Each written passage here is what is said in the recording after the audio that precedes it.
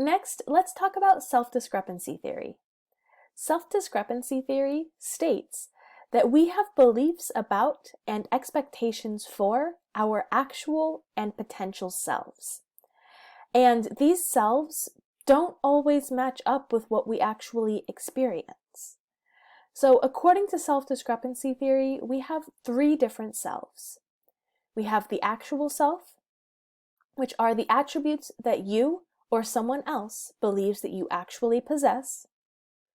We have the ideal self, or the attributes that you or someone else would like you to possess.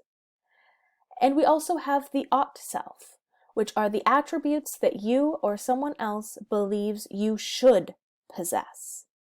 So that's actual self, ideal self, and ought self. And these different selves can conflict with each other in various different combinations. So let's take a look at the discrepancies that can happen between our different selves. So first, we have our actual self versus our own ideal self. So this is when our actual self doesn't match up with our own ideals of self. In other words, we are not obtaining our own desires and hopes. And this can lead to feelings of disappointment, dissatisfaction, and frustration. An example of actual versus own ideals is when our ideal self has no credit card debt or no student debt, whereas our actual self does.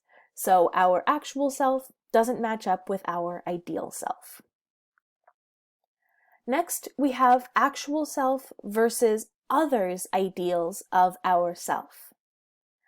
So when our actual self doesn't match up with others' ideals for us, we may not be obtaining our significant other's desires and hopes. And this can often lead to feelings of shame, embarrassment, and possibly even concern for losing the affection or approval of others. An example of this is when others, our parents, for example, see us as an A student and we get a C on a big test.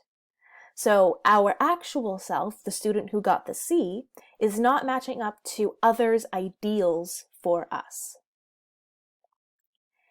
In addition, we can have our actual self versus others' ought self for us.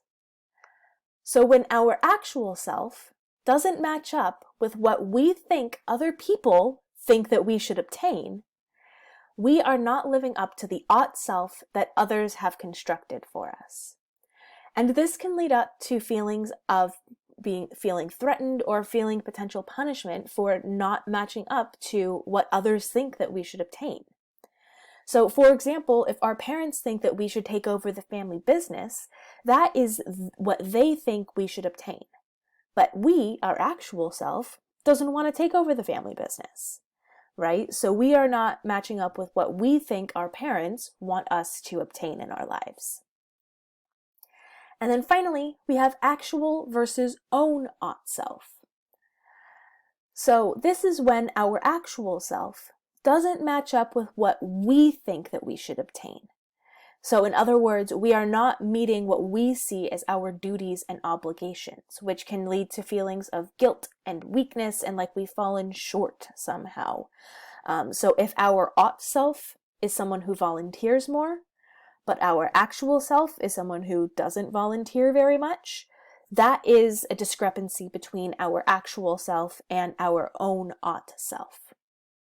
So as you can see, these discrepancies can have an impact on the way that we view ourselves and about the expectations that we have for ourselves, as well as the expectations that others have for us.